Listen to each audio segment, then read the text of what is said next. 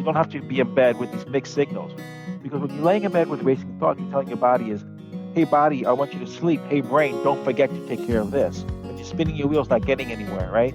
If you're stuck in the mud, stepping harder on the gas is not going to get you out of the mud. You got to change your approach to it. You're listening to Dr. Rafael Pelayo on Psychologists Off the Clock.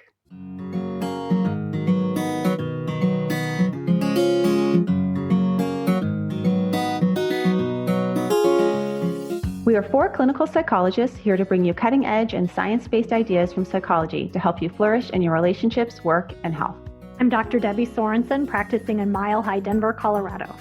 I'm Dr. Diana Hill, practicing in Seaside, Santa Barbara, California.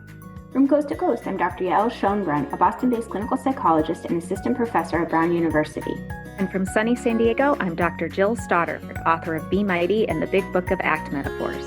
We hope you take what you learn here to build a rich and meaningful life. You guys, we have a super exciting announcement here at Psychologists Off the Clock. We are hosting our first annual Psychologists Off the Clock Wise Mind Summit, How to Adapt and Thrive in Today's Challenging Times. And we are bringing incredible experts on all different topics to help you flourish in your work, parenting, relationships, and health. So Diana, tell us about this incredible lineup. We have 2 full days lined up for you and cover everything from growing the good in your brain and your life to how to build more movement into your life, how to build more self-care, navigating the demands of work, parenting, and partnership, how to empower our kids during challenging times, and how to help you with healthy habits, especially during a pandemic. And it's going to be fantastic. All 4 of our co-hosts are going to be presenting in addition to Michael Harold and some people that we really admire and want to hear from again, including Alex Payne, Robin Gobin, Julie Lithcott-Holmes, Rick Hansen, Katie Bowman, and more. So join us on Friday and Saturday, January 29th and 30th. To register, you can just go to our website, offtheclockpsych.com.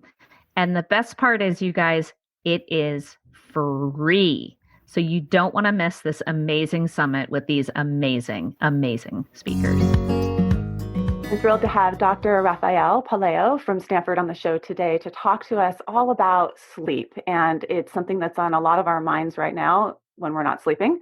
And what I really appreciate about Dr. Pelayo is he takes such a flexible approach to sleep. He doesn't say there's just one way to go about it or one way to do it. But I'm curious, Yael, what were your thoughts on the episode?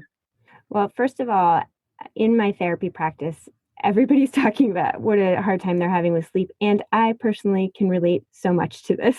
I think ever since the pandemic started, I've been really struggling. I think it's, the chronic stress and worry and all the things that are on my mind. And, not to mention aging. I was just saying before we started recording, Diana, that I had a rough sleep last night because I hurt my back and I couldn't find a comfortable position. And so sometimes, sleep problems can stem from things that have nothing to do with our mind worrying, but physical issues. And still, a lot of the strategies that he offers are really helpful. One of the things that I find really useful is just to not get too hung up on the fact that I'm going to be tired tomorrow, but rather just to try to rest where I am or try to do something restful. And I think, switching your attention away from worries and into something that feels more restful is a really useful strategy, and one that you've talked about before with Dr. Alicia Bross on a previous episode. Yeah, Dr. Bross talks a lot about cognitive behavioral interventions for sleep, and in particular, more acceptance-based or ACT-based CBT interventions. And one of the reasons why that works so well is exactly what you're talking about, is that there's this whole paradox of sleep. It's the thing that the more we try to get ourselves to sleep, the less likely it's going to happen. And sleep has this real two-way street in terms of mental health. One, if you're not getting as much sleep, you have higher risk for mental health conditions. And then a lot of mental health conditions can cause us not to sleep. And Dr. Rafael has a really kind, compassionate approach and is really reassuring when you listen to him. It's going to be okay if you don't sleep. My favorite part is when he said, if you wake up in the middle of the night, be glad you're alive. I love that. One thing to know is he's going to be back with us on our summit in January. So send us your sleep questions. We know you have them, and we'll be able to ask him live and get them answered for you. So anything that you have, back pain or any other worries, we can ask Dr. Pelayo. And Diana, you had been talking before about a sleep meditation. Oh, yeah. There's a lot of different things that I do when I can't sleep, some of which I talk about in the episode. But one is I use more kind of visualization practices. And there's a visualization that I use for myself that I also use with my kids when they wake up in the night and I go in and tell it to them. So if you want to check that out, you can go to my website at drdianahill.com. It's just a little short audio that you could listen to and then do for yourself when you can't sleep, your kids can't sleep, or maybe even your partner can't sleep. So take a look at drdianahill.com. We really value our continuing education here at Psychologists Off the Clock, and we know that you value yours too. That's why we're thrilled to bring you our partnership with Praxis Continuing Education and Training. Praxis aspires to set a new standard in evidence-based professional development for behavioral health professionals. They offer both live and online workshops conducted by top-class peer-reviewed trainers in contemporary behavioral therapies, including acceptance and commitment therapy, or ACT, compassion-focused therapy, radically open dialectical behavior therapy, and others. Praxis is the premier ACT training facilitator in the nation, with reoccurring workshops from ACT co-founders Steve Hayes and Kelly Wilson, as well as a number of other leaders in the ACT community. If you're interested in deepening your clinical skills, check out Praxis through our website, offtheclockpsych.com, and there you'll find a $25 off coupon code to get started on your next training today. Dr. Rafael Pelayo is the author of How to Sleep and a clinical professor at Stanford University. Since 1993, he has worked at the Stanford Sleep Disorders Clinic. He teaches the popular Sleep and Dreams undergraduate course and co-authored the textbook with Dr. William Dement. And I've heard that they squirt you with a squirt gun if you fall asleep in that class. He's lectured throughout the country and internationally, and he helped lead the effort to delay school start times in California, which we think here in California as parents of preteens. His undergraduate degree is from the University of Puerto Rico, and his initial exposure to sleep was as a medical student in the Bronx, and it became the focus of his career. He trained in child neurology as a pathway into sleep medicine. He currently volunteers in leadership positions for the American Academy of Sleep Medicine, the National Sleep Foundation, School Start Later, and the California Sleep Society. Welcome, Dr. Pelayo. It's such a treasure to have you on. We need you right now. We haven't been sleeping. A lot of us haven't slept for the whole year 2020, so it's good to have you and help us get back on track with better sleep. Thank you so much for having me on the show. I appreciate it. Your book, How to Sleep, is excellent. And as we were talking about before we started recording, my partner and I have been like fighting over it. He keeps on stealing it from me. I was trying to get it read by this date. And what I love about the book is that you cover a whole lot of information in a really accessible way. It's actually is a page turner on sleep, which is, I don't know, ironic, but it covers everything from why animals sleep, right? It's quite interesting. Sleep has become such a hot topic. I imagine it wasn't quite as hot when you entered into it as a medical student, but it's everywhere now. It's equivalent to eating and exercise in terms of our physical health and, as a psychologist, our mental health. I think a good place for us to start is just maybe even understanding what is sleep, what's happening when we sleep, before we tackle some of the problems associated with sleep. Could you start there? Sure. Yeah, you're completely correct. When I was a medical student, it was a novelty to get into sleep. And when I was in University of Puerto Rico, I had asked somebody, I wanted to learn about sleep, and they laughed at me and said, nobody does that. And I'm the first physician in my family. And I remember somebody told me, what are you doing? You could be a surgeon. You could do so many other things. What are you doing sleep? It's like, what's wrong with you?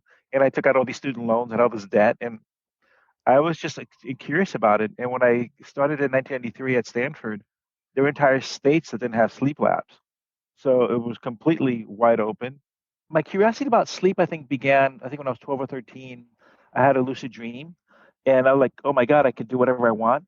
And then I became curious about why do we dream? Why do we sleep? And I was interested in animal behavior.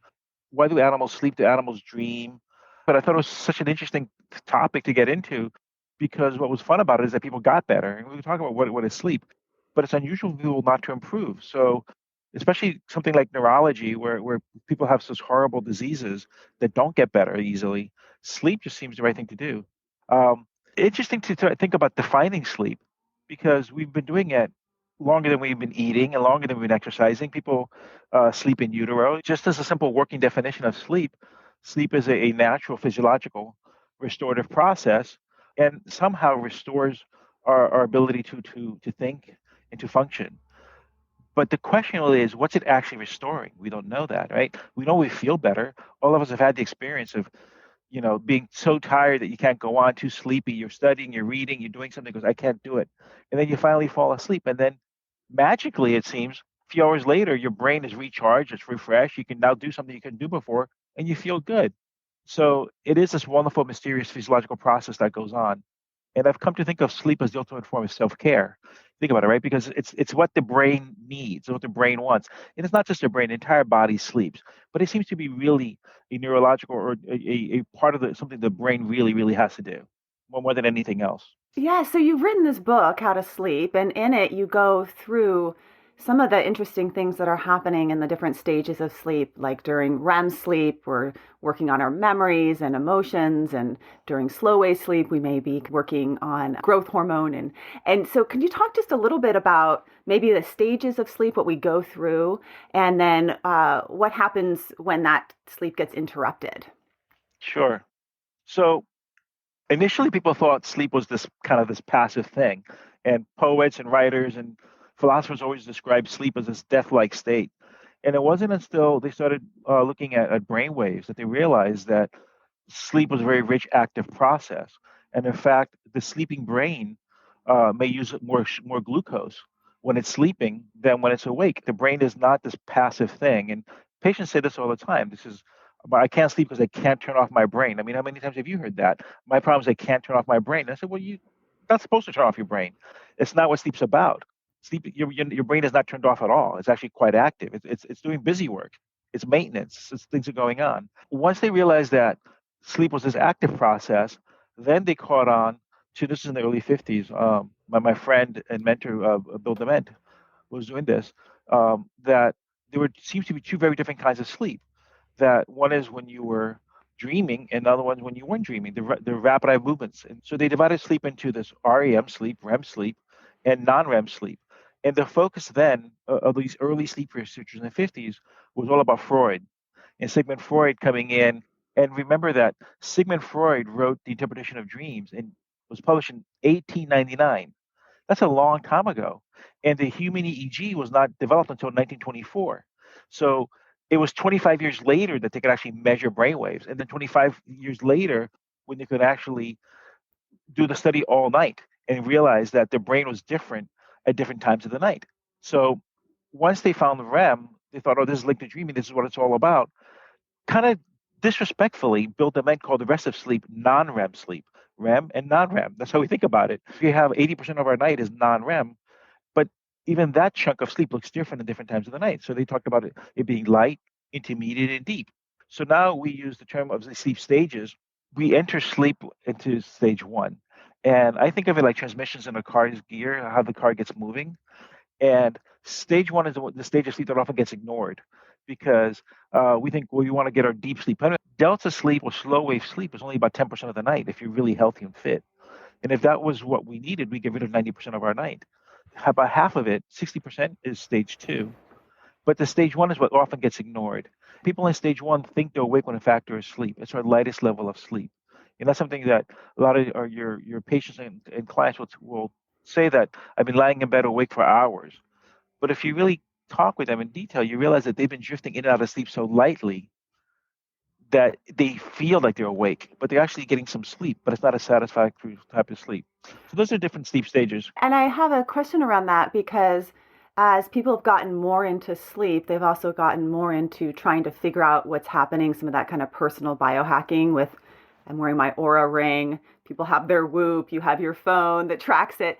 And I'm not even sure how accurate any of this is, but what I do notice is that in the beginning of the night, I go into deep sleep pretty quickly. I stay in deep sleep for long periods of time. And then it seems like I go into REM later on in the morning time. And if I set my alarm really early and I wake myself up, I'm often waking up in a dream. So is that part of the landscape of sleep? Correct. Yes. So you go through these different cycles and these different stages, and the the summation of all these different stages, it gets the term sleep architecture. Sometimes you hear people talk about, is my sleep architecture affected by a medication or by some exercise or some other factor? Um, the REM sleep dominates the last third of the night. But it depends on your age also, because when a baby is born, half of their time that they're sleeping is in REM sleep or active sleep. So the bulk of a newborn sleep is actually dreaming sleep. And when I first came to California from New York, somebody asked me a question. I said, I was giving a lecture. I said, well, half the time the baby's sleeping 17, 18 hours, half their time is dreaming sleep, but nobody knows what they're dreaming about. And some lady raised her hand in the back of the room and said, they're dreaming about their past lives. And I'm like, I'm in California now. I've arrived. I mean, I don't know how do I. Welcome to California. Yeah, exactly. It might be true. I mean, there's no way of saying yes or no. We're talking about an infant, but the point is that they have all this active sleep or dreaming sleep, so they start off life dreaming. And if you have a newborn, you can start seeing their eyes darting under their closed eyelids as they fall asleep. But later, as we get a little bit older, the dreamings dominate the last third of the night. And you're doing exactly the right thing, Diana. You can actually, if you set your alarm clock, you can report yourself having a dream. And one of the questions that came up early on in the sleep researchers and the dream researchers in particular, were people saying, "Well, I don't think I dream. Does everybody dream?" And what they did was they took all these volunteers who reported not dreaming, and they went to put them in the sleep lab, and they were in REM sleep. They'd wake them up, and then 80% of the time they'd report a dream. So these people who were saying they don't dream actually were just not aware of their dreams, which is different. And that changed psychoanalysis completely, because it's not whether you're dreaming or not, it's whether you have recall of your dreams and how can you enhance that. So, what is the function of dreaming then? What is it doing for us in those early morning hours? Dreaming, different ideas have come about it. There's several different lines of thought about it. From a line of thought think that dreaming has no function at all, that it's just something we're wasting our time dwelling on, that the bulk of sleep is what matters more. To other folks, that what I think is more accurate is that sleep is enhancing our memory. It's a way of testing systems. Um, there's an idea that dreaming is actually the mechanism. Someday we're going to figure out the physiology of creativity, right? Creativity is a human function, right? How do you troubleshoot? And the biology of creativity may be tied into dreaming sleep, because dreams are very creative spaces. And we can test out ideas and test things out. In essence, you have to always think of it as we're animals, and an awake animal is in danger of being attacked, and a sleeping animal is in even greater danger of being attacked. What gives us an edge over other animals is that we can adapt to a changing world. So how do you adapt to a changing world? You must take the information that you've acquired. When you get new information, incorporate that new information with your old knowledge you already have in your brain to solve a new problem. And that's what makes us different, right? If anything makes us different. And it may just be degrees of it, but the ability to adapt to a changing world means that we have to be able to take some time to get into our own heads a little bit about what we've learned. If I'm in the middle of doing something, I can't stop to recollect all these things that I've done before. I've got to get into my head a little bit. For the last like 3 or 4 days, I've been trying to remember a name of a song that it happened to be a Paul Simon song that I played for a friend, and I couldn't remember what that song was. And then just about half an hour ago, I'm like, it came to my head, but it's been percolating in my head for a while, and marinating in my head for a while, that I can't remember this thing. But at the same time, I can't focus all my time to this. I'm seeing patients doing other things. So it's been in the back of my mind. It really is in the back of your mind for a while. And maybe in dreaming, things come to the front of your mind a little bit. You can find these connections. But you know that relief you get when something just pops in your head that you've been struggling to remember, and it showed up. And I was just happy to get that.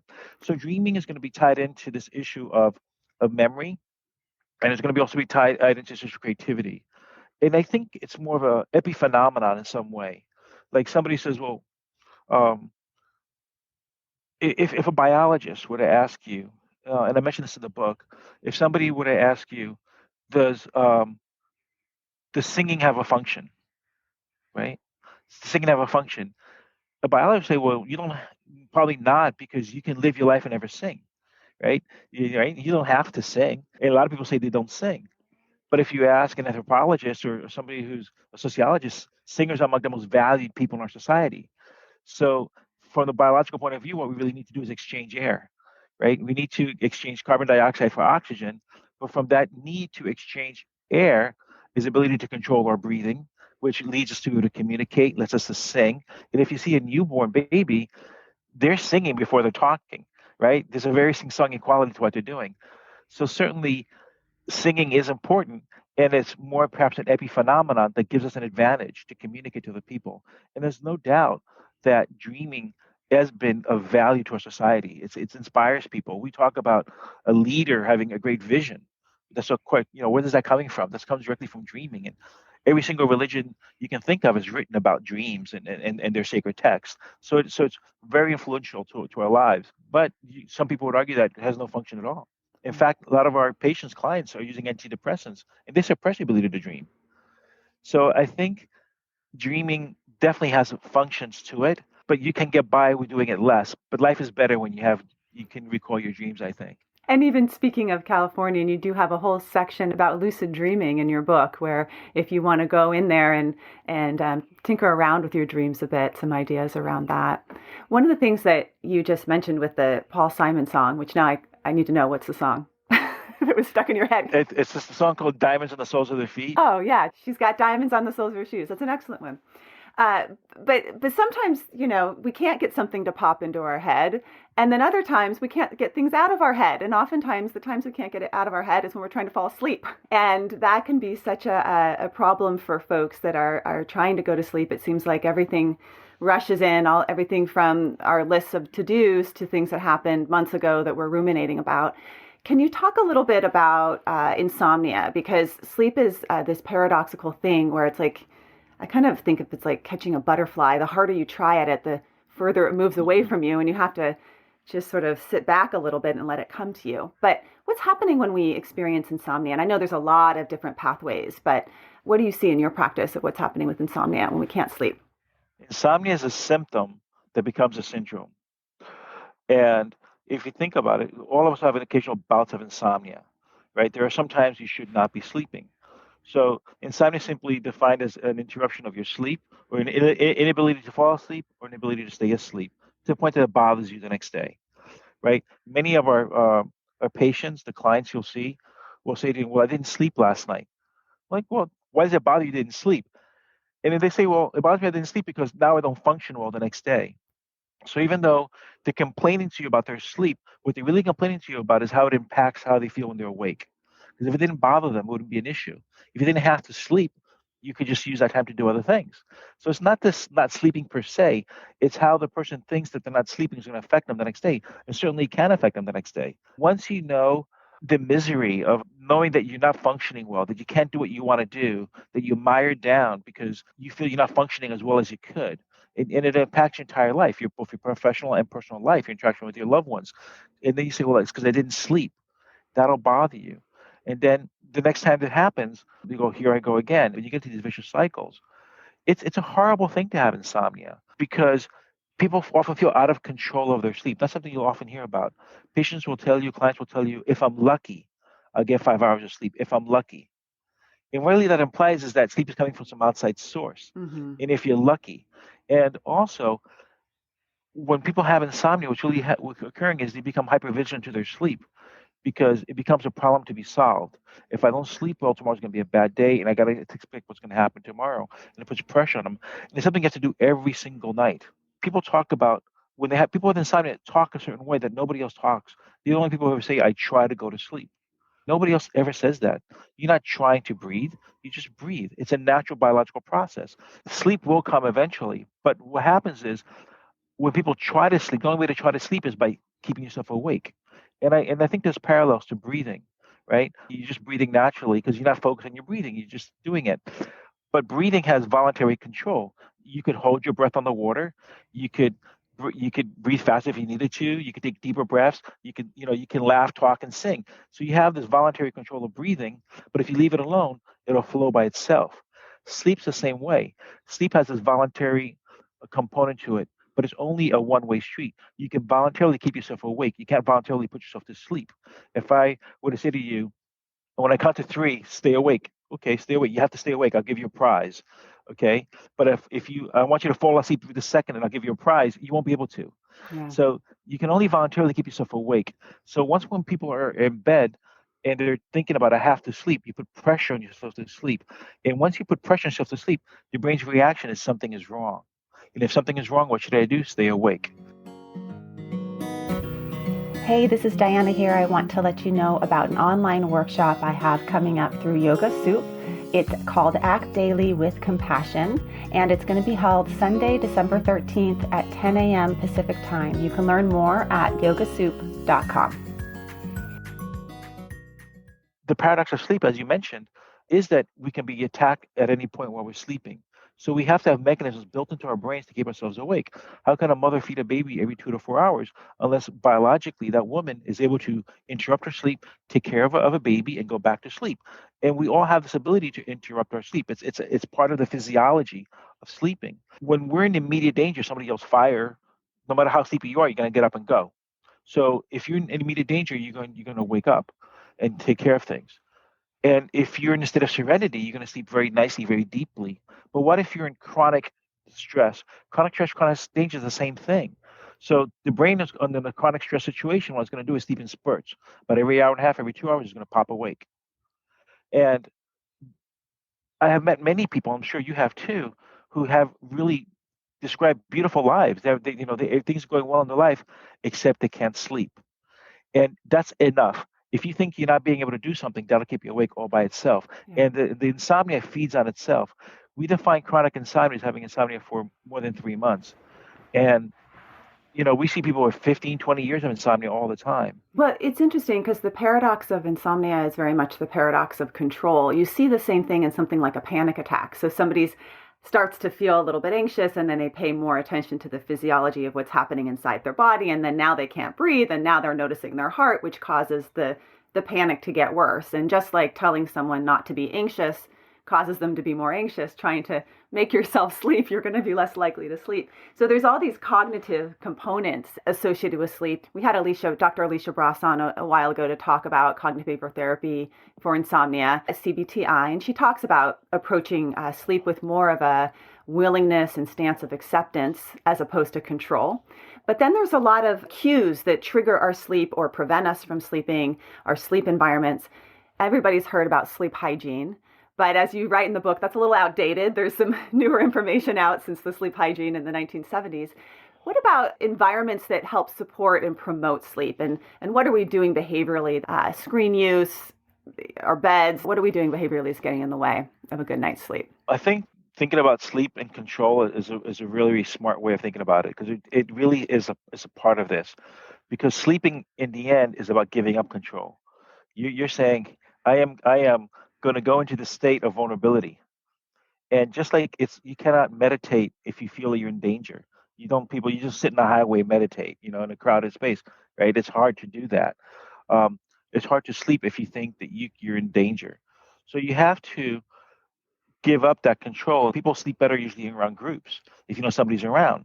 Nobody put their kids in little caves 30,000 years ago. Children slept with their parents, right? Putting a kid in separate bedrooms is a cultural thing. It's okay to do that. It's okay for them to wear shoes. It's okay for them to wear helmets, but it's cultural. So there is a whole thing of sleeping, the vulnerability involved with it, and giving up control. At the same time, sleep is a biological process, but it's also a learned process. You're taught how to sleep. You learn to do that. So you create associations with your sleeping environment that you associate with safety. When we used to travel before the pandemic, no matter where you go in the world, you may go to some wonderful places. There's a special feeling about coming back to your own bed, getting back into your home, the feeling of, it feels so good to get it back into bed. It's so familiar with it. It's a place of comfort, and it's a place of sanctuary. It's a place of safety. And we sleep best in states of serenity. We sleep best when we feel safe, comfortable, and loved. That's the environment we provide our kids. And the question for yourself as an adult, how do you provide that own environment for yourself? You want to be able to go to bed that is going to sleep should not be a hassle. Going to sleep is not a chore, something you get to do.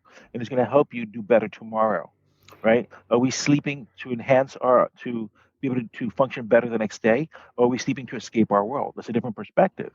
It's interesting, that concept of the bed, because one of the things that started happening for a lot of people during the pandemic when they were working from home more, and there's such limited spaces in our homes, kids are in this room, partners in this room, right? And so people started working from their beds. And I noticed this even for myself, or even there was a couple of sessions that it was really hot in my office. I didn't have air conditioning. And so I was seeing some clients from my bed. Mm-hmm. And I'm talking about trauma and suicidal thoughts from my bed. And then I go to bed at night, and what pops up, right? It's in the same the basics of behavioral psychology in terms of like the context that you're in will evoke the learning that happened there. So but it's insidious. We don't even think about it. It's like, oh, my bed, I'll just sit down and, grade some papers from my bed. But it causes a lot of problems, the context that we set up in our bedrooms. Yeah, I mean, one thing you see, especially with teenagers, I work a lot with kids, is a lot of teenagers spend more time awake in their bedroom than sleeping in their bedroom. It's something to think about, right? I mean, you spend more time awake there than sleeping there. It's a very unadult-like thing to do. Yeah, you definitely want to have that separated space. And that's the idea in psychology of stimulus control, where you want to have a different environment for sleeping and being awake. And of course, there's always for people who have trouble sleeping.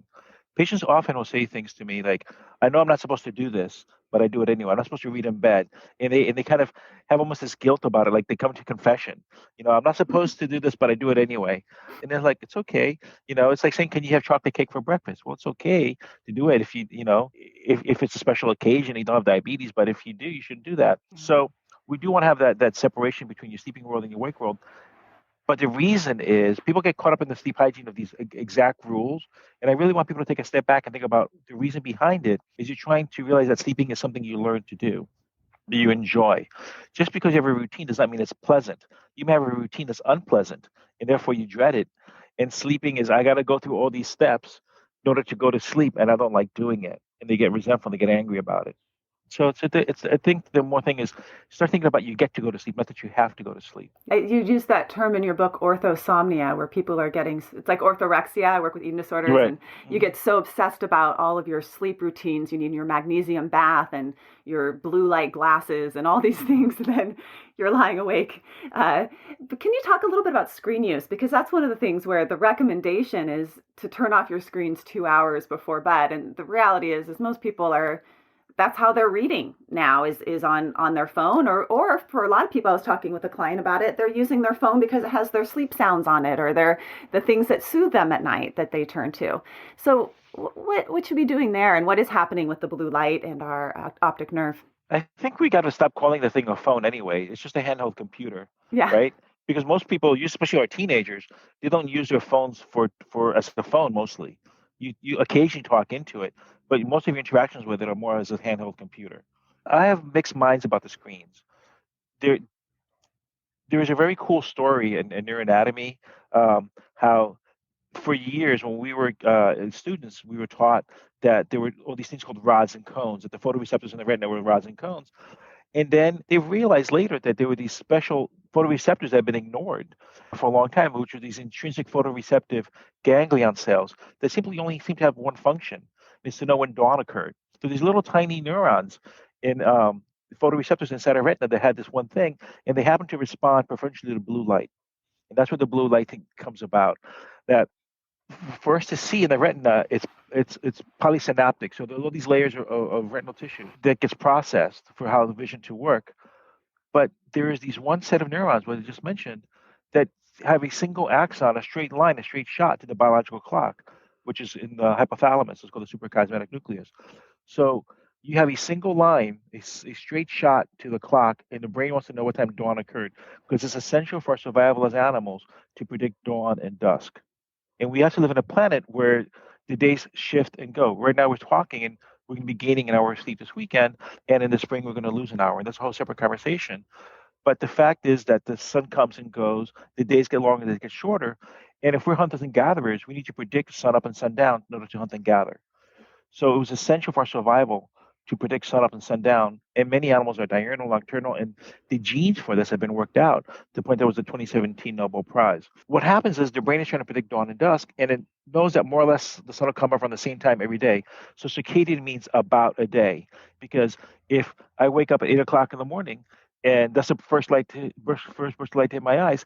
Tomorrow, my light's going to come around 8 o'clock in the morning again, and that's where that comes from. But if you ask any person about their sleep needs, they're going to give you two numbers. You might right now say, "How much sleep do you need?" Well, people say things. I like to get 9, but I can get by with 7, or I can get by with 6, as long as I can have this minimum amount. So there's a minimum amount of sleep that we can get by, and it makes sense. If sleep is inherently dangerous, we should have flexibility in our ability to sleep and how we adapt to things.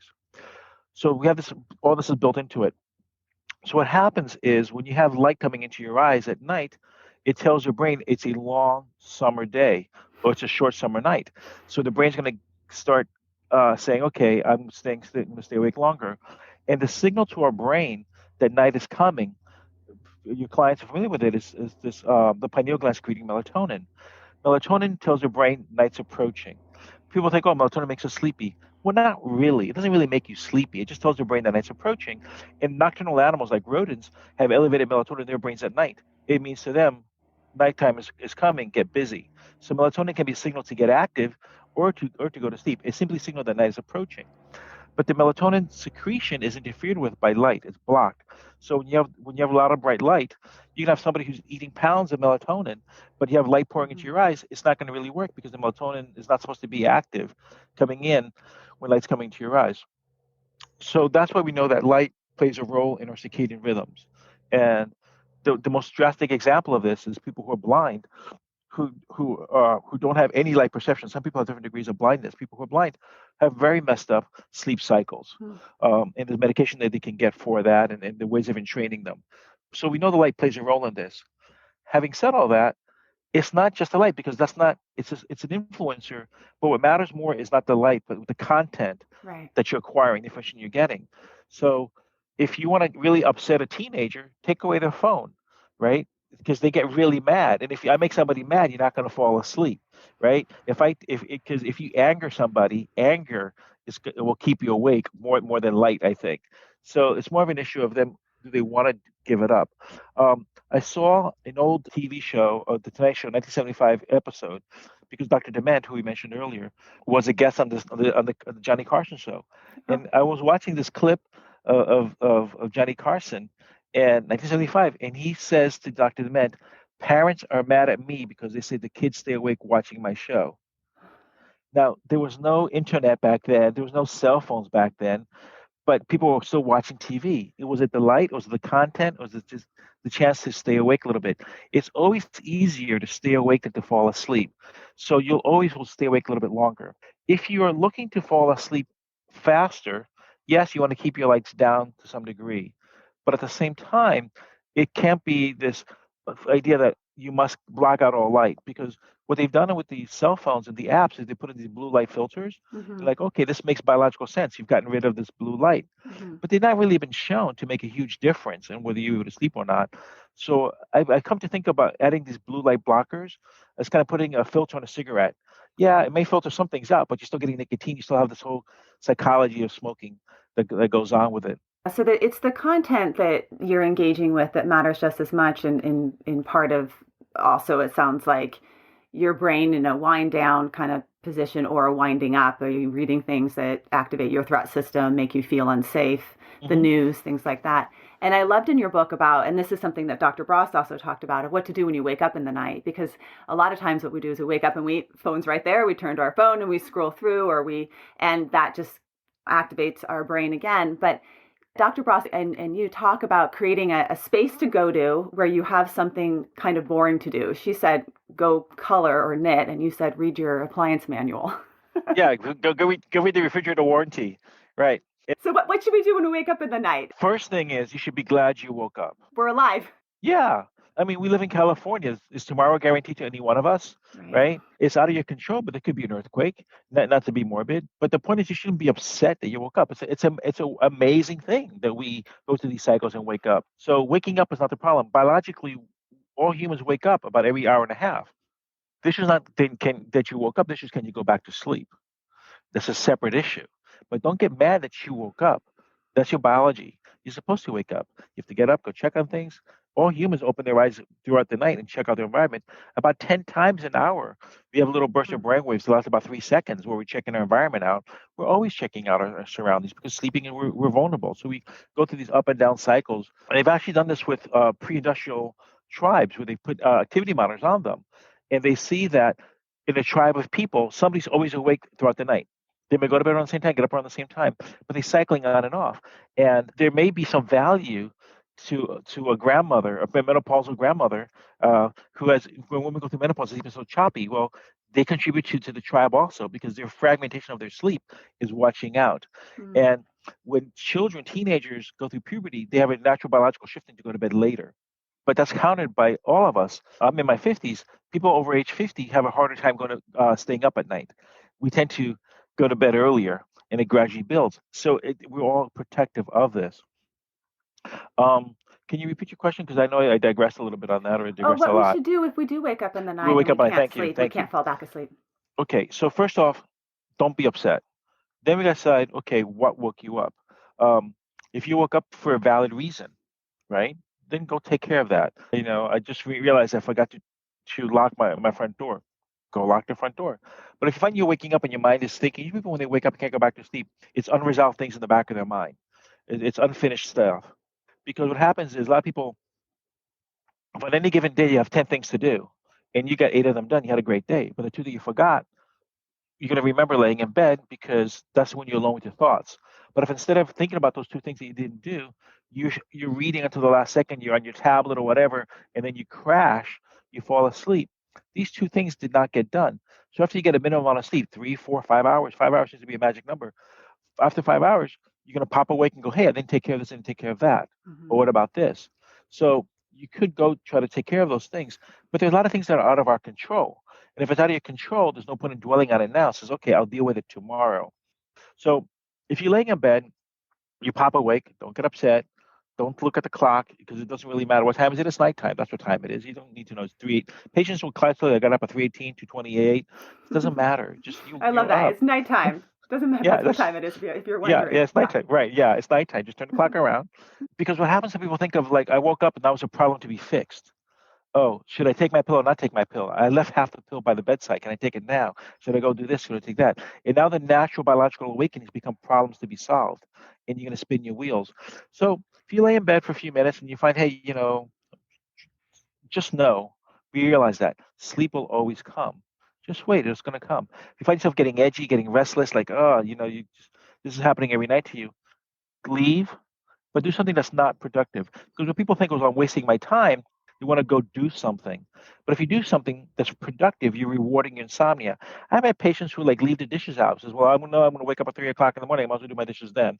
I'm going to work on this for work.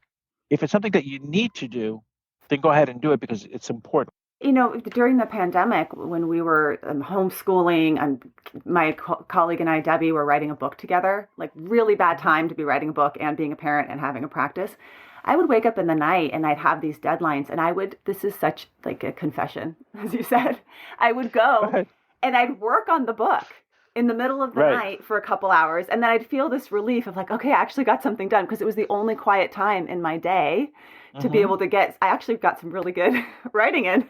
And then I'd go back to bed. But then the whole day I'd feel irritable and distractible and all the consequences of the middle of the night work.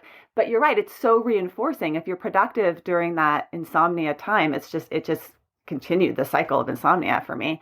And I started really changing my habits because it got so bad. And now what I do is I have a space that I go to where I have cookbooks and I just look through pictures and it brings me kind of pleasant feelings, but there's just not a lot of content in it when you're reading a recipe. And then I get sleepy and then I go back to bed.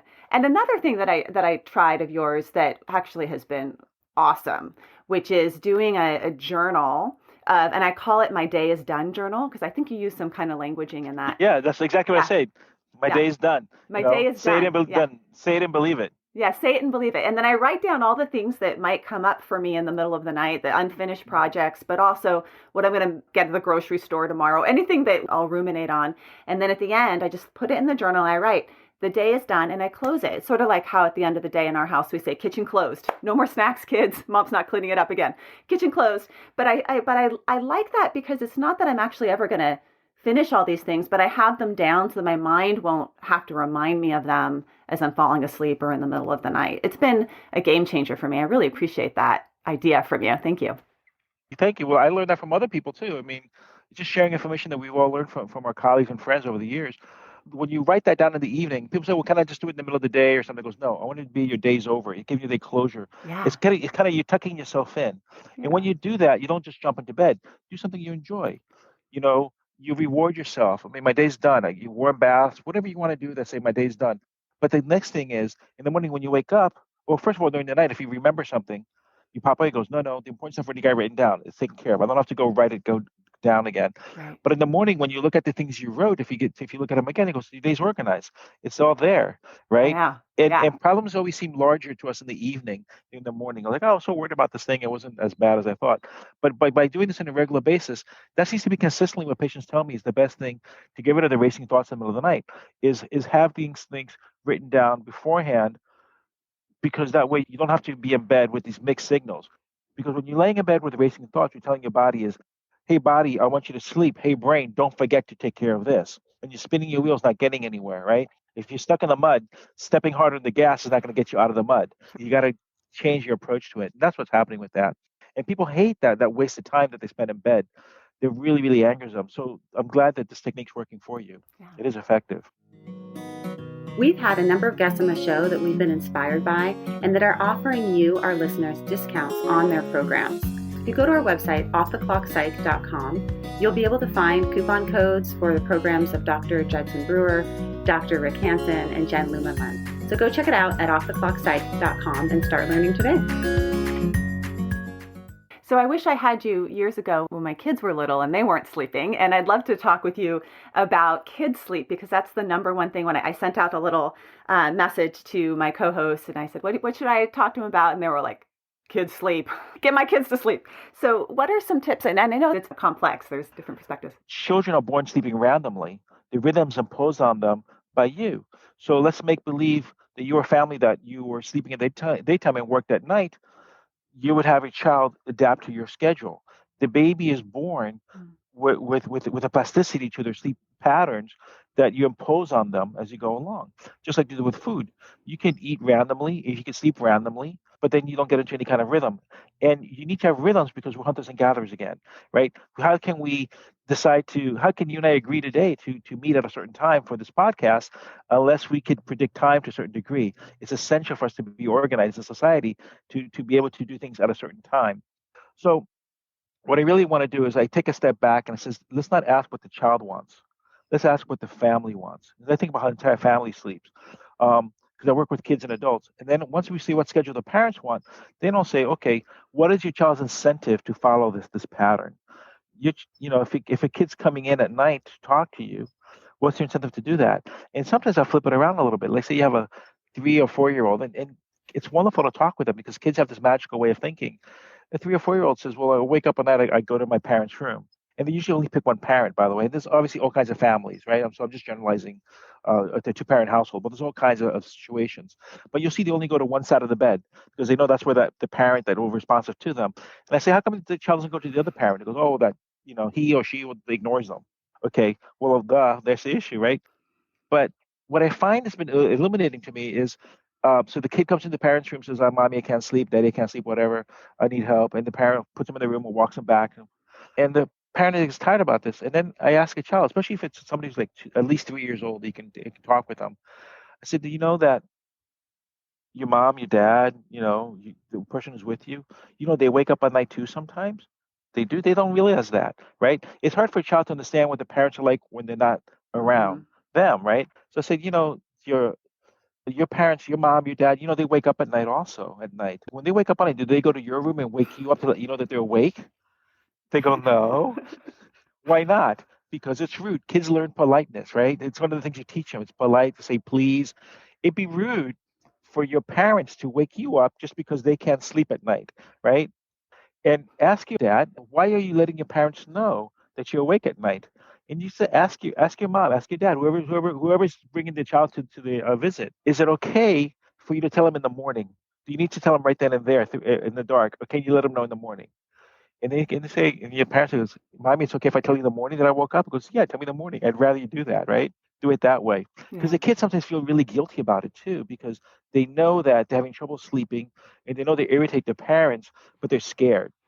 And I think a lot of times the fear that kids are having at night is really the so-called fear of the dark, is really fear of being alone. Right. Because children associate darkness with being left alone. The only time a kid is in the dark is usually when they're being left alone to sleep, and associate that. So really fear of the dark, I think, is just fear of being left alone. It's just always into this issue of safety. And you see kids with anxiety issues and you talk about it, it goes, it's about safety, but it's also about being loved. And you know that your mother loves you no matter what, your dad loves you no matter what. They provide you with a safe environment. If they pick that room out for you, it's because they know it's safe. They didn't pick a dangerous place for you to sleep if they're sleeping separate from you. Yeah. Right? So it's something you're learning how to do. Just like you learn to tie your shoelaces, just like you're learning to do different things, you're going to learn to sleep separate because your parents decided this is what they want for you. And what are your thoughts about co-sleeping? It's personal. It's a very personal thing. Yeah, it's personal, Mm-hmm. right? It's what you as a parent decide you want your child to do. It's as I said earlier, nobody puts a kid in a separate cave, but it's a nice thing for you to share a bed with the child, and it's not really co-sleeping; it's bed sharing. Because you sleep a lot less hours than a child will. So nobody really shares exact sleep at the same time. It's impossible. You're not going to sleep 17 hours, but a baby will. But will you share the bed or not? So the counter pediatrics concerns are for sudden infant death is not to share a mattress with an infant. But if you got a 2 or 3 year old, you want to cuddle with them, what's nicer? And even parents who say that they don't that they sleep separate from their kids, they have separate bedrooms. On a Saturday morning, your kid wants to come into bed and cuddle with you for a little bit. You're going to turn them away. It's kind of nice. And you're going to miss it later when they get older that they don't want to share any time with you. So it's a personal thing. And as a clinician, it's not my job to impose my cultural beliefs on my patients. It's more an issue to find out. I ask the parents, what do they want to do? So you've dedicated a career to sleep. You're married to a physician who also specializes in sleep. What are you doing in your household to get a good night's sleep? And what does your family culture and environment around sleep look like? What are some of the things that you do? It's just a routine thing. Patients ask me all the time, do I sleep well? I sleep fine. Yeah, I go to bed at night. I lay down, I fall asleep, and I wake up. I don't have, occasionally, if something, I've had sad things happen in my life. I've had, things that we go through, and I pop awake and I realize and I know, okay, this is what's happening. But I know that this is a finite thing, that I'm reacting a certain way because something has happened in my life. So I'm not sleeping well at that moment, but I know that sleep is going to come again. So I know that basically my body's doing what it's supposed to do when your body wakes you up. So I'm not that worried about sleeping. We have 2 children, and I write about them in the book about how they slept. Overall, they sleep well. We're fortunate. We've had sleep, situations that have come up over the years, and we've addressed them. I go to bed around the same time most nights. I pop awake around the same time most days. I look forward to when I wake up. I know I'm going to go do things. I rarely set an alarm clock. That's really it. I mean, if I want to read or watch TV a little bit at night, it's okay. But I'm not worried about not sleeping. It's not a concern I have. So I'm fortunate. But I've had the experience of having bouts of insomnia when traveling or things. There's things you're unsettled. Somebody's sick or something. So I understand how that works. I snore, so I don't want to snore, so I use a CPAP machine myself. I like that. So I kind of turbocharge my own sleep by doing that. So that's how that goes. It's interesting because it's sort of a similar response when you talk to someone that is just a normal eater and doesn't struggle with food and doesn't struggle with their body weight or their body image. They're just like, I eat when I'm hungry. I stop when I'm full. I eat foods that I enjoy. I don't stress about it, and it becomes not an issue, right? And so it seems like with these basic body functions like sleep, some of it is trusting your body knows what to do. And getting out of the way a little bit and just letting it do what it does and enjoy some of those basic functions of eating and sleep. If someone is having struggling with their sleep or their child is struggling with sleep, what would you recommend in terms of if they are seeking out a sleep doctor or someone to help them? What in terms of that? What should you be looking for? When do you know to go? We have a whole chapter on what's it like to visit a sleep doctor and when you want to go. If somebody says, I wake up tired, I wake up unrefreshed, no matter how much sleep I get, then you want to get some professional help. A lot of people say, well, I'm tired or I'm sleepy when I wake up because I didn't get enough hours of sleep. And they go, well, what happens when you're on vacation, when you have time off? Do you still feel that way? If somebody says, oh, no, when I'm on vacation, I feel fine. It's only when I'm at work. Then, okay, this is a behavioral issue. But if somebody says to me, I'm tired no matter how much sleep I get, or I don't have memories of waking up refreshed, or I used to wake up refreshed when I was younger, and I never wake up refreshed anymore. If you're tired no matter how much sleep you're getting, then you got to think about the quality of sleep. When I think of sleep in 4 dimensions. There's 4 components to anybody's sleep problem: the amount of sleep, the quality of their sleep, the timing of their sleep, and ultimately their state of mind. Are they looking forward to sleeping in a house? Or do they enjoy their life? Because your sleep is a reflection of your life, and your life is reflected in your sleep. It goes in both directions. You got to get a sense of what's happening. And you're going to meet some people describe to you horrific situations. I just saw a patient a few days ago with one of my trainees, one of our fellows, and he describes all this insomnia issues. And then when we talk with her more deeply, she's worried about her father dying, and she's got to knows that if she takes any medication, she won't be able to drive to go see him on his deathbed, kind of thing. So she's conflicted. So I explained to her, listen, given the situation that you're in, why are you expecting to get a good night's sleep? You're going to sleep thinking you're on call to go see somebody before they die. You are going to go through this period of time where you're not going to sleep well. It'd be weird if you were sleeping just fine, given the situation you're describing. So you got to think a little bit differently. It's not the sleep, it's the situation that you're in. So if somebody says that if they're tired no matter how much sleep they get, then you want to get your sleep measured. One of the reasons I wrote the book is that you meet people that have been suffering with their sleep for years and years and years, and you realize that once they get the right attention, you can get their problems better and they'll improve. So if somebody says to me, if you say to your doctor, hey, I'm tired, your doctor says I'm tired too, or I can't sleep at night, the doctor says I don't sleep either, you're seeing the wrong doctor, right? You want to see somebody who takes care of this. And modern sleep medicine has reached a point now that it's unusual for somebody not to improve. We have good tools for insomnia. CBT has been an excellent tool for this. We have better medications than ever. For sleep apnea, CPAP has never been better. We're in the golden era of CPAP right now. We're living through it right now. I have patients say, well, years ago I tried it, didn't work. Try it again now. It's better than before. So to me, if you wake up unrefreshed in your sleep on a routine basis, you should be seeing a sleep doctor. It's interesting because the second chapter of your book is on snoring. And I was like, oh my gosh, what a bore. Sorry. But then I read it and I'm fascinated and I'm thinking about, it's actually quite interesting. How many people snore? How many of my clients have reported snoring and it's actually a major problem in their marriage? They can't sleep in the same bed or they feel really terrible when they wake up and they just sort of say, but I'm a snorer. It's just sort of who I am, right? Or they travel and they can't ever be a roommate with anybody.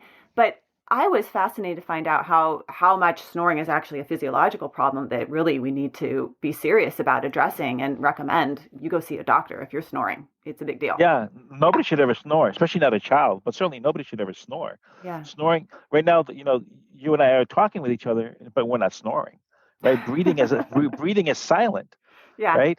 Breathing is a silent activity. Why would you tip off your presence to predators by making noise?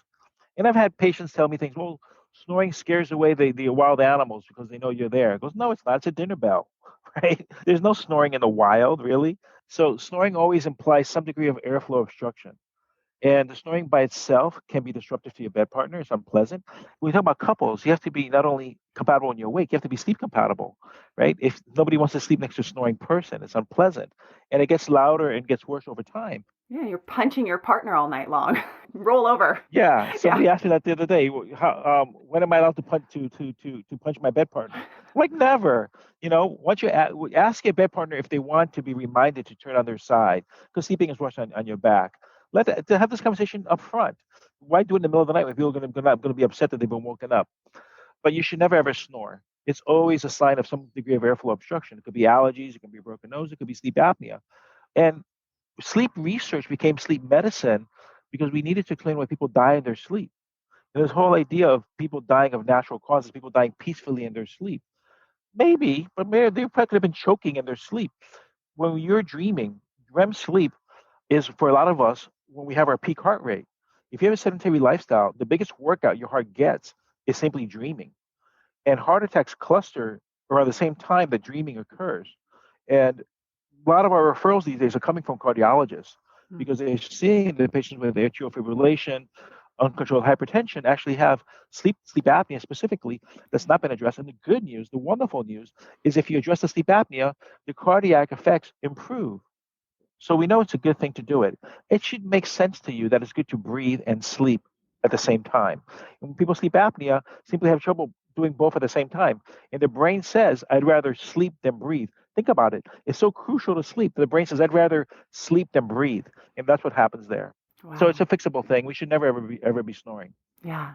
Well, thank you for addressing all of that and everything that you've addressed today, everything from sleep across the lifespan to what's happening when we sleep. What I love about you is a very workable, flexible approach to sleep. It's not that there's these, rigid rules that you need to follow, but really what's workable in your life and how you can get a better night's sleep over time by looking at some of these strategies.